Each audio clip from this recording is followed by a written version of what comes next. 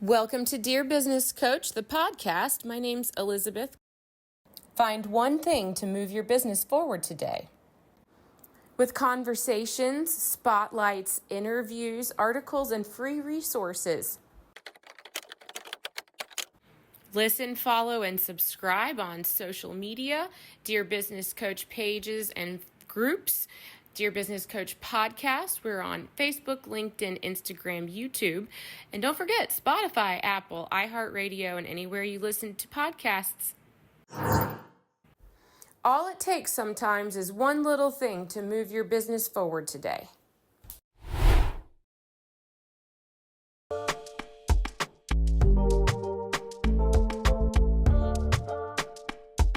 All right, so we're hitting the recording button, and Nicholas Loise is how I say that. Is that right? 100%. Great. Well, so welcome to the Dear Business Coach podcast. And today I'm going to ask you for some basic 101 questions and some deeper questions. Nicholas, will you please introduce yourself?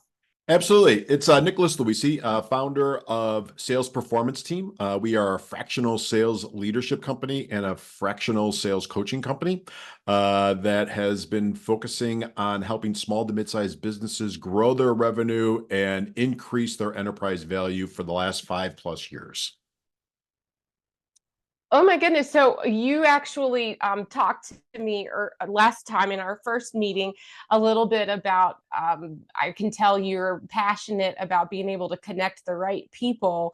And so I imagine that's kind of what we're going to share with each other today is what are you working on right now? What is the landscape as far as the sales business goes? And what's your role right now helping us out here? So phenomenal question. And the landscape is just so tricky now on sales, right? There are a lot of companies certainly trying to meet their Q4 goals, right? They have aggressive Q4 goals, and then they're looking at 2025. You have small businesses that are looking to either true up to last year and nudge ahead. And deals are taking longer, right? Customers, prospects, buying committees, whoever you sell to. I'm not saying they put the brakes on, but they're slowing down and they're looking at everything. I don't know if people are waiting to see what happens in November 6th. I don't know what it is. August was interesting. I've talked to 5 different people, 5 different industries just this week alone. They are not clients of ours, but they're like, it seemed like everybody went away, right? Everybody went on vacation in August. So it was tough to get deals or tough to get in front of people. So that's the first thing we're seeing, right? And that's been around forever. We're seeing larger companies decrease headcounts, but then telling sales leaders that you still have to hit your number, right? So, okay, how am I going to hit my number if I have less people? For recruiting, there's a lot of people on the street, a lot of big company people that have been laid off. It's sometimes difficult to bring them into smaller businesses. Smaller businesses need to be more nimble, right? They just approach sales differently. So that's interesting, right? Trying to do that. So the caliber of the talent is good on the street, which is great for small business owners. So the key is, can you get them in, make sure that their comp plan is one that they stay around and will be happy and satisfied with your business line. So those are the first 2 things that we see. And the third thing is, the state of the game of sales with AI is always, I don't want to say adapting, but there's going to be some game-changing things that are probably going to come down the pike next year. And so as a business leader, as a business coach, as a business advisor, how are you in front of that, right? So that you're bringing good value to your clients. So those are 3 things. And we can unpack all of them. We can unpack none of them, whatever you want to do. I'm here for the ride. Okay. Yeah. So sorry, that was a little bit of a high pressure jump into the conversation, but I had a feeling you were up to task. So I love being challenged first thing in the morning. I'm not even into my first cup of coffee, and I love being challenged. Okay. Well, thank you. Yeah, so I do want to unpack. Now, I will back up a little bit though. So you have been with Sales Performance Team for 5 years. Yeah. Yeah. And so tell me a little bit about your interest in developing the business and your background. Oh, I love this. So I've been an entrepreneur as well as in let's say corporate America, so back and forth for a number of different things. I owned a marketing agency from 2006 to 2012. With that, we saw that we could generate leads for customers, but a lot of them struggled on the sales side, right? Hiring salespeople, getting salespeople up and going and training them up. That got sold. I had some partners and we had some venture capital. So we had an exit plan and we exited that business in 2012. I then went into the largest marketing education and then done for you business at the time. And we did a lot of work with small to mid-sized businesses. That's all we worked with, right? So entrepreneurs and small business owners. And we could get them educated on the sales side, but what they all struggled with was hiring salespeople, getting them onboarded, creating sales playbooks, creating all the, let's call it the blocking and tackling and formational things that you need from a sales operations standpoint. It just wasn't how they thought. And that company that I was with was private equity owned. If you've been in private equity, 4 different owners, 5 different owners, 8 different CEOs, right? And so at a certain point, it was time for me to exit. They didn't want this IP. It wasn't a business line that they were going after, and they allowed me to take it and move forward. So my first couple years of the business was really just working with clients from that original company that I was with, which I was blessed to have them come on board with me. I was blessed that I had that smooth of an exit. And so we've been growing fast and furious ever since then. But that's kind of been the genesis of it. So I love the marketing side of the business and I love the sales side of the business, and getting them to dance together, if you will, becomes a beautiful thing. And just how do you get that to do that is the question that everybody at some point is struggling with. And we'd like to help businesses with that. Yeah, so you said fractional sales and fractional leadership, and I think that you could either tell me that means help in an interim type of period if you service the fractional leadership market, but also do you encounter clients who maybe come to you because they feel like they're lost or need a quick fix, right? Because if you're in that field of helping people through ebbs and flows and in your zone of genius, that's what I would come to you for, right? Is say, I'm in a pinch. What do I do right now? Yeah. And then 6 months from now, I might say, okay, now can we continue to do this on a sustainable level? Because am I getting somewhere close with what? No, yeah, you're spot on. You're spot on with that.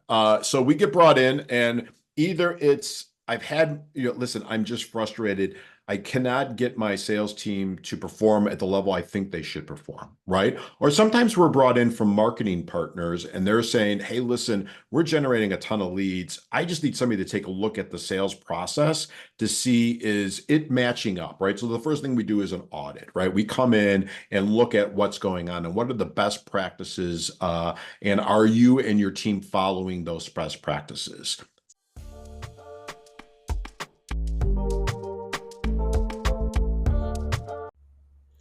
Are you a LinkedIn user? If you are, you can join me for LinkedIn Live Audio with Elizabeth every week, usually on Mondays at 8:30 a.m. Eastern Time. I will have a LinkedIn Live Audio where we talk about podcasting for executives who speak and podcasting for team leaders who speak. These are the themes that are currently running. If that sounds like something you're interested, visit me, Elizabeth Walker at Work, on my LinkedIn profile. From there, we give you a good list, right? Here's your top 10 things you need to do today.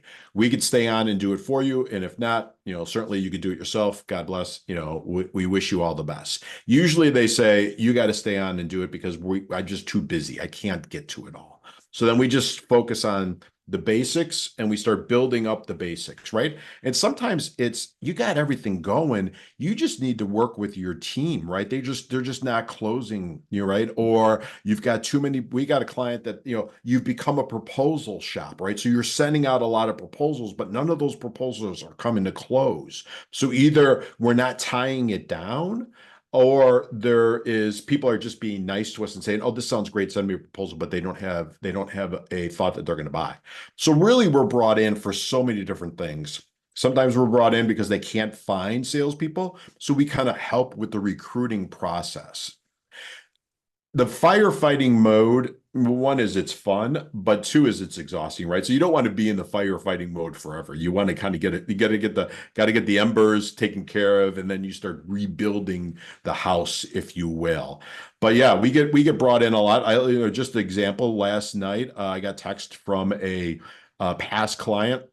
They need phone work, right? So they need somebody on the phone. They're in the middle of an event and they just don't have as many people as they thought. So they just need people to kind of beat the bushes for them. We do that work, right? We have a team in the Philippines that does a lot of outbound. I have localized talent that does a lot of phone for them. So, that's a firefighting mode. That's a sprint for X amount of weeks, and we're going to just pound a list as fast and furious as we can to try to get some people in seats, if you will. So we get called in for everything. Every day is an adventure, right? Which is fun. But by Friday, I'm tired.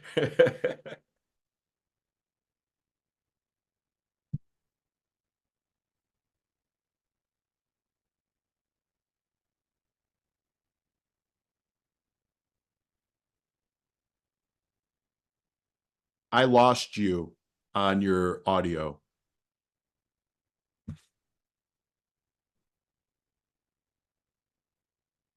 I'm back. Got it. How's that? Okay. Perfect. Okay. I hope I didn't. All right. Let's hope that doesn't happen again. Okay.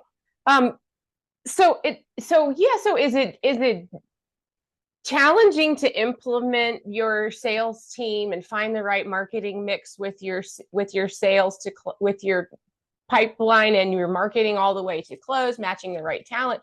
When Nicholas and his team leaves, is it difficult for me to maintain what you've built? Do I get to come back to you? How does that transition? Yeah, so I think there's a couple things. One is we want to say, hey, listen, we could stay on forever if that's something that you want, right? And that's our model. We have some clients that we started with 5 years ago, and we're still with them, and they just like having us as part of it. And our scope of work maybe ebbs and flows a little bit, but we're part of it. Others, we say, hey, listen, you only need a 0.25 FTE, if you will, right? So we'll use business, the average small business person would think you only need a person part-time, right? So in the corporate world, we call them FTE. And so we have team members that can plug them in so you're not naked in the sales leadership, sales management position. The other thing we do is say, you're at that point where you need somebody. Let us help you hire a sales manager, right? And up level them. But let's not do what everybody does, which is, oh, let me up level or promote my best salesperson into a sales leadership role. Usually that doesn't work out, right? 9 out of 10 times we're brought in because that happened and we got to clean up that mess. And it's not, mess in a other way that you just move the wrong person into the wrong role based on their personality type, based on their drive, and based on how they get motivation in work.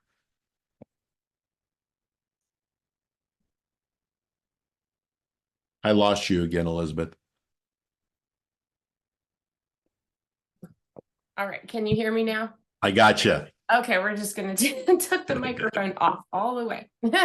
um, so where can you dive in deep with me today as far as something you're interested in sharing with me? Because I've heard you say a couple of times that one of the things that if we're listening to this interview, we're recording today, it's the end of September, and within the next month, lots of folks are going to hear this episode, and I'm hearing some resonance from folks who are saying exactly what you said. Am I experiencing a lag in something because of an election? My original or my immediate thought is, well, and then there's another lag after the election, and then there's always some, there's always going to be a cycle, even though this is a very more dramatic one, right? So as far as feeling like, yeah, okay, there are some outside influences that maybe I don't have control over. But this is the nature of life, right? So what would you say to somebody like me who's like, okay, I've got to deal with this That's a great outside. question. And here's what I say. Yeah, here's what I say. That business has to happen. Commerce has to happen. We're not going to stop because of one event.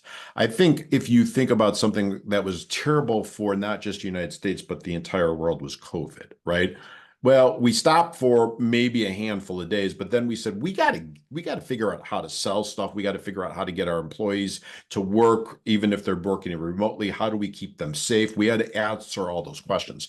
And I think small business people are the best at that, right? They're the best at pivoting. They're the best at figuring it out. And so here's the conversation that always has to happen, right? And the conversation is, Nick, it looks like this was a priority, right, for you at one point. For some reason, something has stalled you. And so what haven't I shared with you that makes you feel comfortable in moving forward, right? And if it's fear, right, because don't forget the status quo is easy for people saying, hey, listen, I'm just going to keep this money in my coffers, if you will, versus making the investment into product, services, or information, whatever you are selling as the business coach or the business person.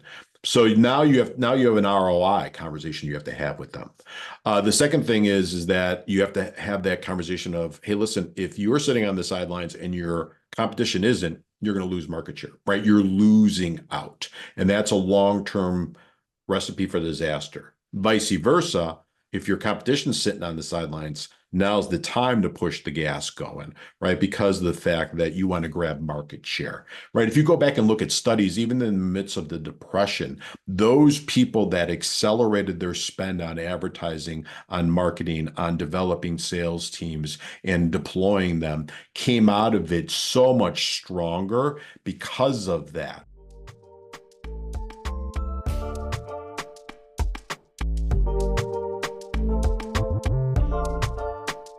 Right? If you go back and look at the history of business, we've had ebb and flows, right? And I've been around.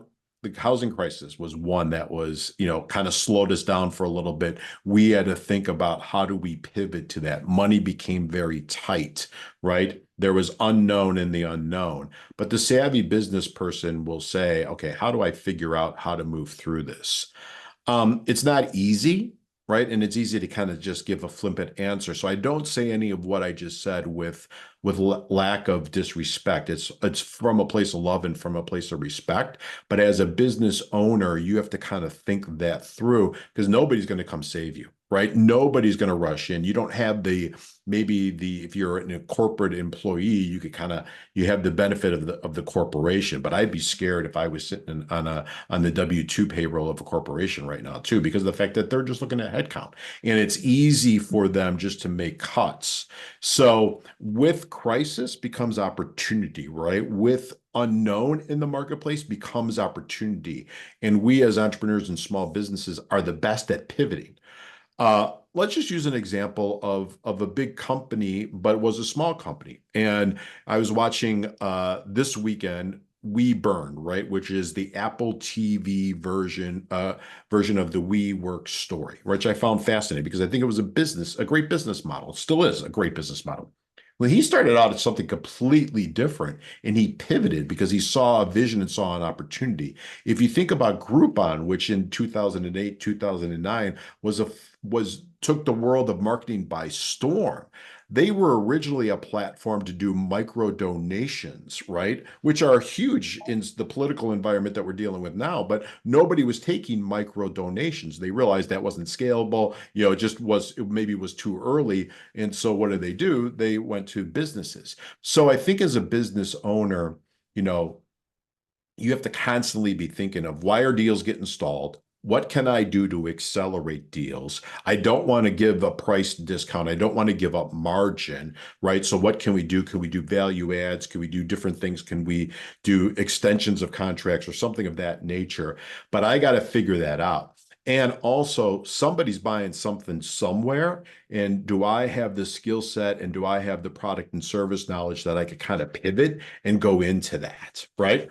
So here's something that we're thinking about. We started out, right now, more and more people are calling us not only for the core business model, which is to help with the fractional sales leadership, but we're getting called on, hey, I got to hire people and I'm just not good at it. Can you take over that? So we're now doing that business line. Hey, I need somebody just to work the phones for us, right? And so I am thinking about, do I do fractional salespeople? Historically, I've done fractional business development, or SDRs, if you will. So you have to constantly be thinking about it as a business and what is your market, right? Where are they at, and meet them where they're at. Mm. Okay, well, I knew I was going to get a lot of value out of this conversation today, and if you could tell, I'm writing things down as I'm listening, as I normally do.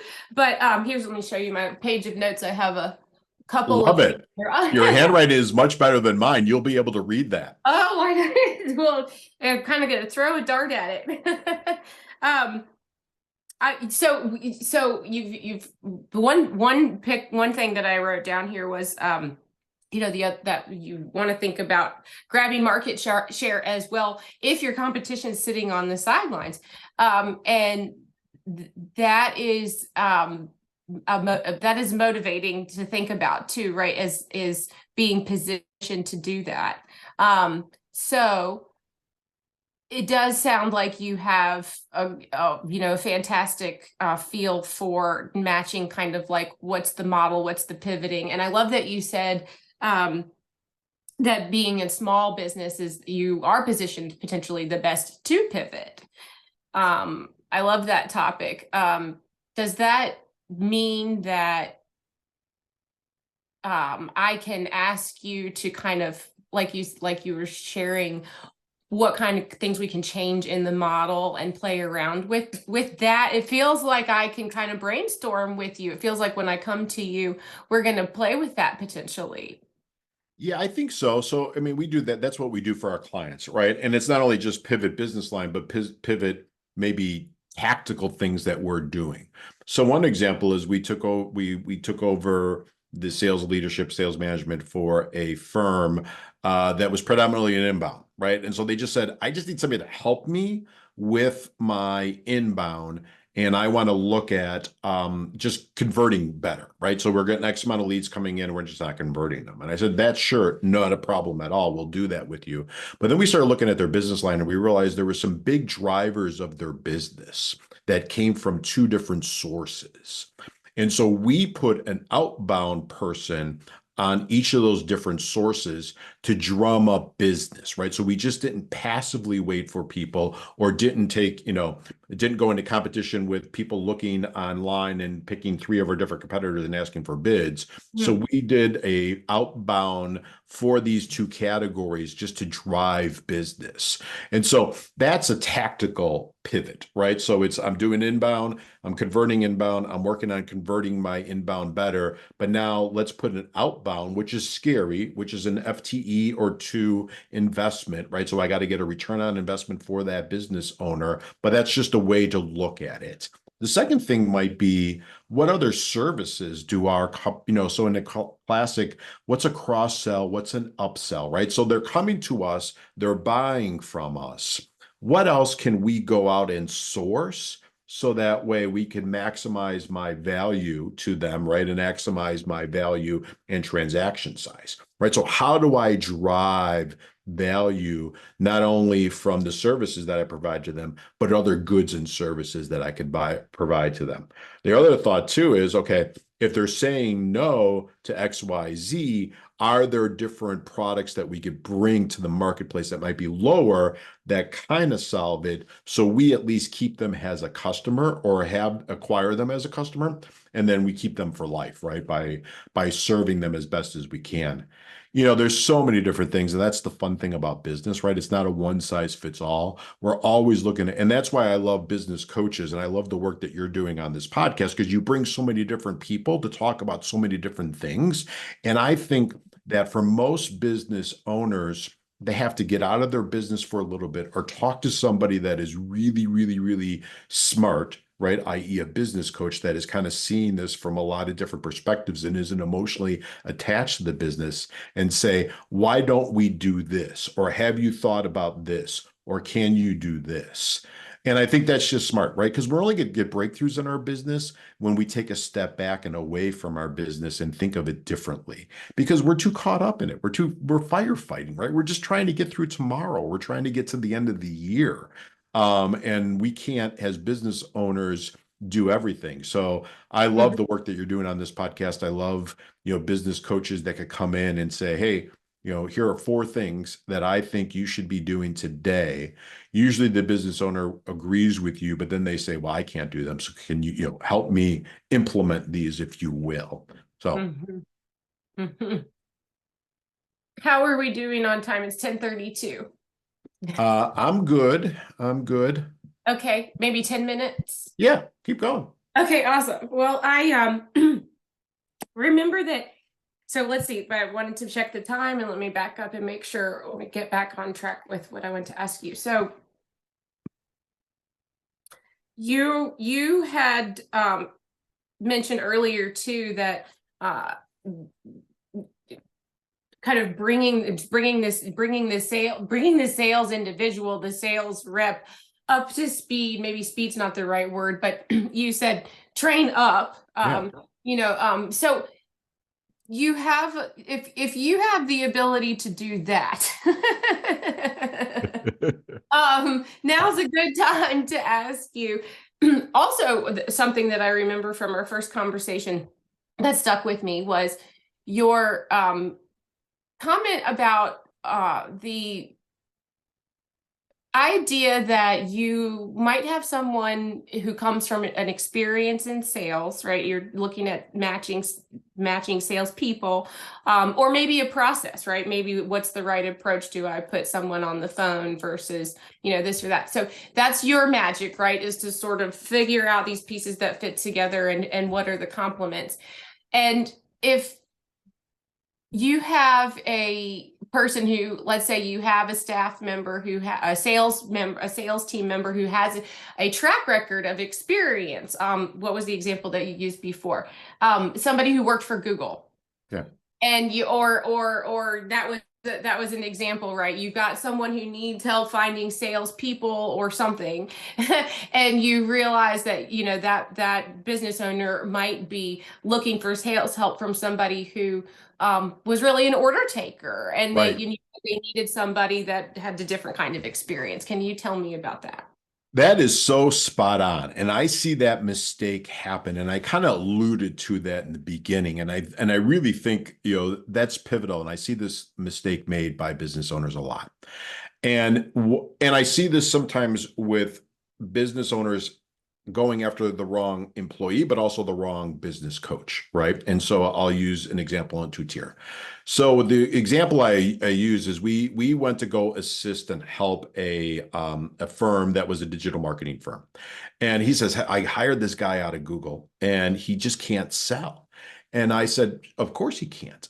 I go, because no one gets sold Google. Everyone buys Google, right? And he was used to getting in just by the power of the brand. And you're like, well, of course I'm going to talk to Google because I'm going to get a couple, 3 things from him. And I need that because the search engine drives a portion of my business, right? So you think about it, everything was aligned for this person to not be a hunter, right? To be used to using the power of the brand that they worked for in the past, to break through, to get in, as well as people are like, well, yeah, of course I need to be on Google, right? So now, I mean, he's never going to be a successful salesperson for somebody that's going out there and selling marketing services because of the fact that he just, hasn't had to hunt. And when we did a profile on this person, we realized he wasn't a hunter profile. He was a really good account executive, right? But an account executive will kick and scream to make cold calls. An account executive will kick and scream to go out and knock on doors.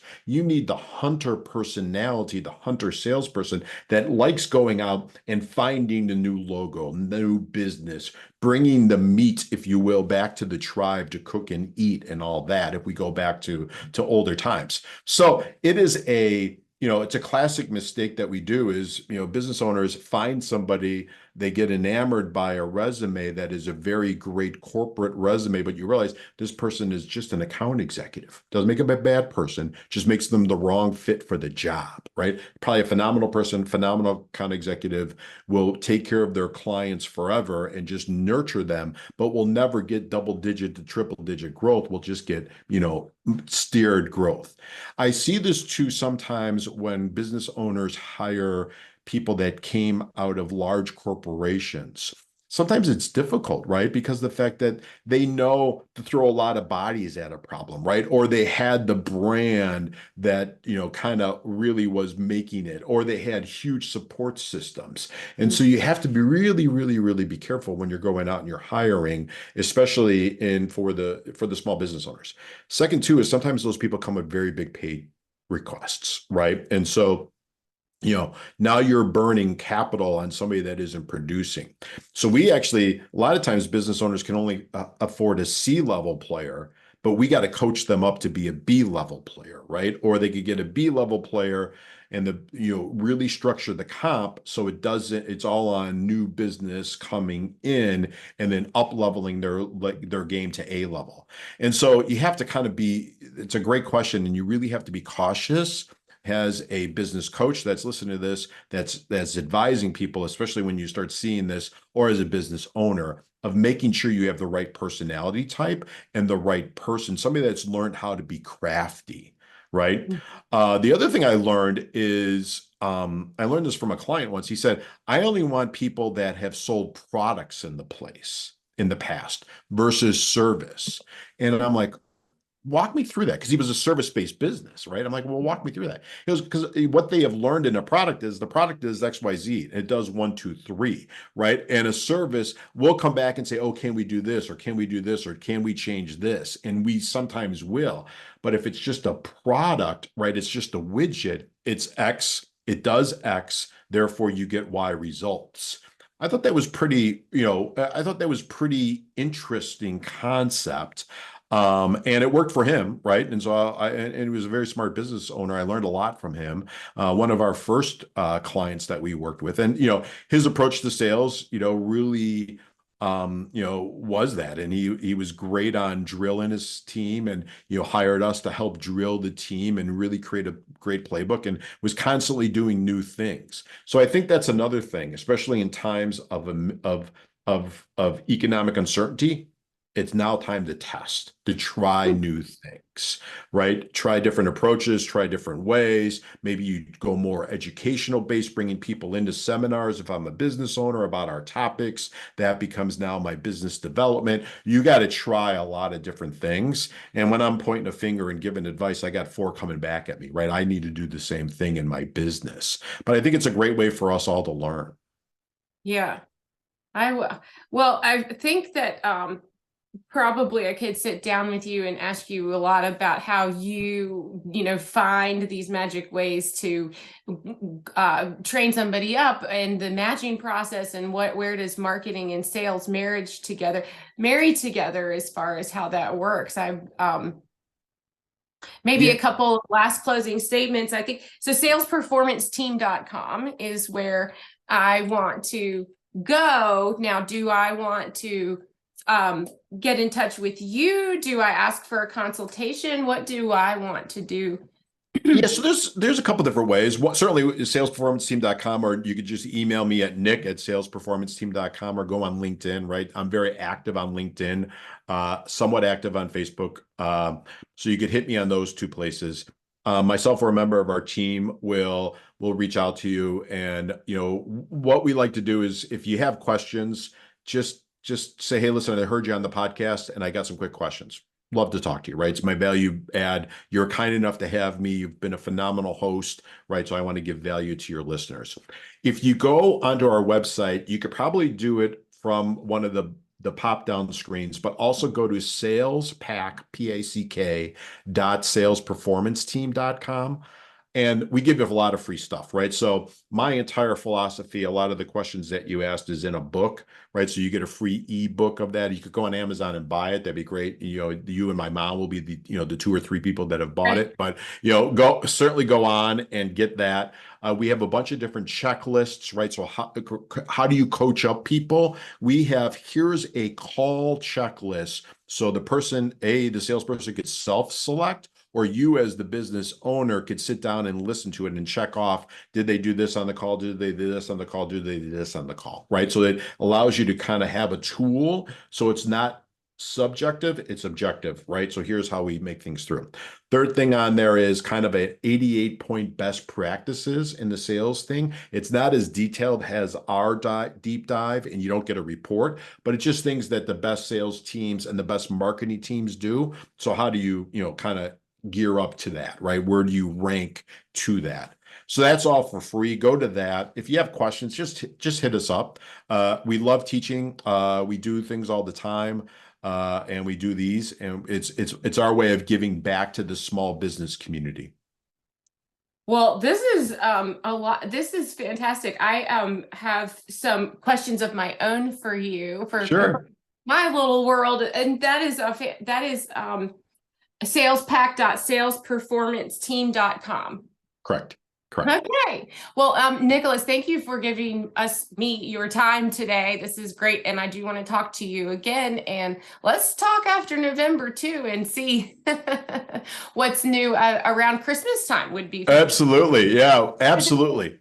Well, Okay. Elizabeth, thank you for having me on, but thank you for doing this. Listen, podcasts are a labor of love, right? They are difficult, they're time consuming, and you do it as a give back to small business and thought leaders.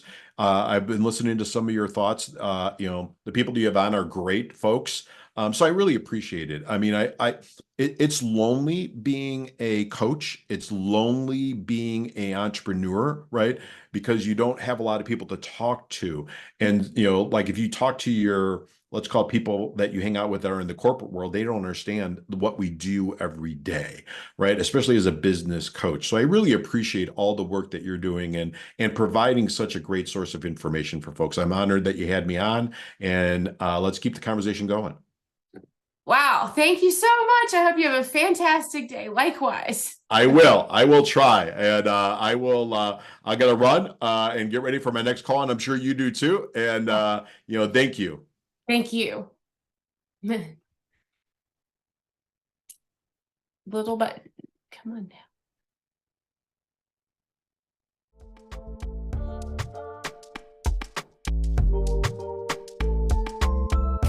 Thank you so much for joining me today. My name's Elizabeth in Floyd, Virginia. This has been an episode of Dear Business Coach.